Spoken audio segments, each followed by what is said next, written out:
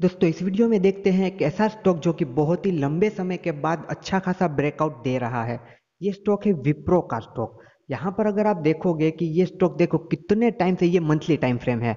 यहाँ पर देखो ये मतलब किस तरीके से मंथली टाइम फ्रेम में ऊपर तक यहाँ तक गया था, फिर यहाँ से करेक्शन आना स्टार्ट हुआ, बड़ी सी रेड कैंडल बनी, यहाँ पर ये नीचे आया।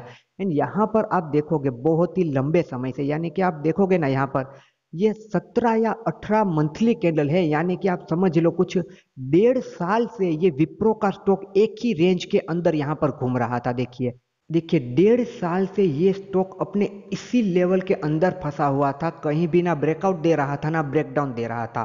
और 1.5 साल के बाद ये एक स्ट्रॉन्ग कैंडल के साथ इस लेवल के बाहर निकला है, यानी कि यहाँ पर इसने ब्रेकआउट दिया है मंथली टाइम फ्रेम में।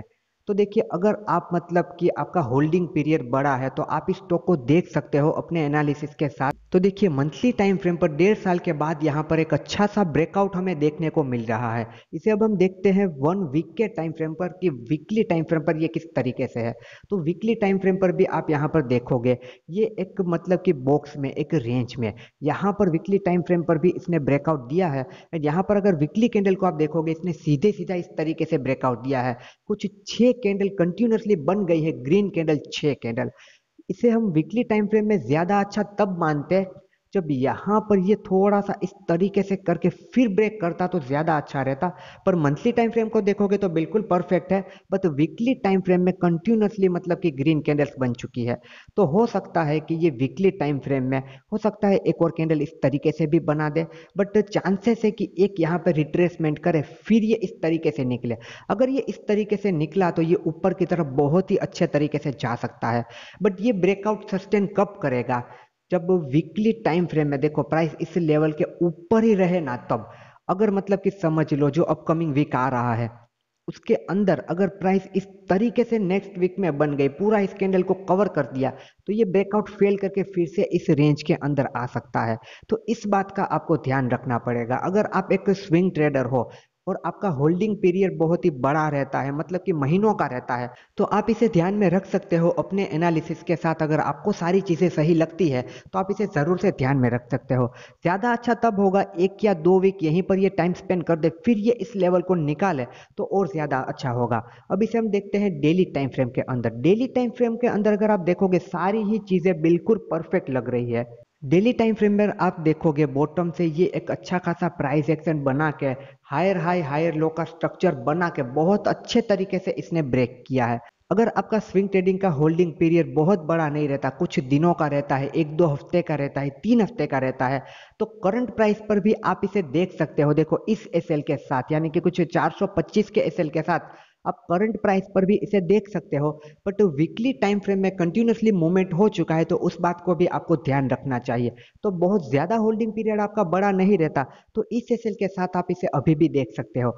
एंड आपका स्विंग ट्रेडिंग का पीरियड अगर 2-4 दिन का रहता है, मतलब कि मान लीजिए 4-5 दिन का रहता है, 1 वीक का रहता है, तो आप इसे क्या कर सकते हो, आप इसे 1 आवर की टाइम फ्रेम पर भी ट्रैक कर सकते हो। देखो 1 आवर की टाइम फ्रेम पर आप इसे किस तरीके से ट्रैक कर सकते हो। अगर आपका स्विंग ट्रेडिंग का पीरियड बहुत ही छोटा है, 4-5 दिन या 1-2 हफ्ते का, मान लो 1 हफ्ते का ही है, तो 1 आवर की टाइम फ्रेम पर देखो कुछ इस तरीके से ये निकलने की कोशिश करता है ना, तो यहाँ पर जो भी लास्ट स्विंग लो आपको एसएल मिलेगा ना, उस एसएल के साथ आप इस लेवल के ऊपर उसे देख सकते हो अगर आपका छोटा सा टाइम पीरियड है तो। और ऊपर की तरफ आपको यहाँ पर फिर जो टारगेट बनाना है वो भी मतलब आपको उस हिसाब से ही बनाना है। मान लीजिए यहाँ पर ये कहीं पर पुल बैक लेके फिर से इस तरीके से जाता है, और ये जो आपका एरिया है एसएल का एरिया, ये मान लीजिए 10 पॉइंट का आ रहा है, तो ऊपर की तरफ पहला टारगेट आप 10-15 पॉइंट का बना सकते हैं 1:1 का, फिर आप 20 पॉइंट का बना सकते हैं, फिर अपने एसएल को ट्रेल कर सकते हैं अगर स्विंग ट्रेडिंग में छोटा होल्डिंग पीरियड है तो। अदरवाइज अगर आप मतलब कि होल्ड करने वालों में से हैं, पोजिशनल ट्रेडर है आप, अगर पोजीशन लेना चाहते हैं इसमें, तो मंथली टाइम फ्रेम के हिसाब से ये बहुत ही सही लग रहा है, वीकली टाइम फ्रेम के हिसाब से भी सही है। बट वीकली टाइम फ्रेम में एक वहां पर एक पुल बैक आना चाहिए, या थोड़ा सा 1-2 रेड कैंडल बना के फिर से कंटिन्यू करे तो और ज्यादा अच्छा है। तो दोस्तों यहाँ पर ये स्टॉक मुझे दिखा जिसमें बहुत ही लंबे समय के बाद ब्रेकआउट हुआ है, और मल्टीपल टाइम फ्रेम पर हमने इसे देखा, सारे ही टाइम फ्रेम पर इसने ब्रेकआउट किया है, और सारे ही टाइम फ्रेम पर हमें बहुत ही सही लग रहा है। वीकली टाइम फ्रेम को छोड़ के वीकली टाइम फ्रेम में कंटिन्यूसली मोमेंटम है। तो अगर आप स्टॉक को देखना चाहते हो तो अपना एनालिसिस ज़रूर करना। और मतलब कि पोजिशनल ट्रेडर हो तो पोजिशनल ट्रेडर के लिए ये स्टॉक बहुत ही अच्छा रह सकता है। इसमें मैंने कुछ कंपनी के न्यूज़ नहीं देखे कि क्या हुआ है जो इतने समय के बाद ये इतने अच्छे तरीके से निकला है। बट हम टेक्निकल देखते हैं तो टेक्निकली ये बहुत ही अच्छा लग रहा है। अगर आप स्टॉक को देखना चाहते हो तो अपना एनालिसिस ज़रूर कीजिएगा, उसके बाद कुछ भी डिसीजन लेना चाहते हो तो आप ले सकते हो। और इसे ध्यान में रखना चाहते हो तो आप ध्यान में रख सकते हो कि मतलब किस तरीके से प्राइस एक्शन काम करता है, किस तरीके से टेक्निकल काम करते हैं, इसका आगे क्या होता है। तो आपको मतलब कि एक आइडिया मिलेगा कि किस तरीके से एनालिसिस होता है। तो आगे जब भी आप इस तरीके से कोई स्टॉक देखोगे तो आपको पता चलेगा, तब आपको अगर कोई भी डिसीजन लेना है तो।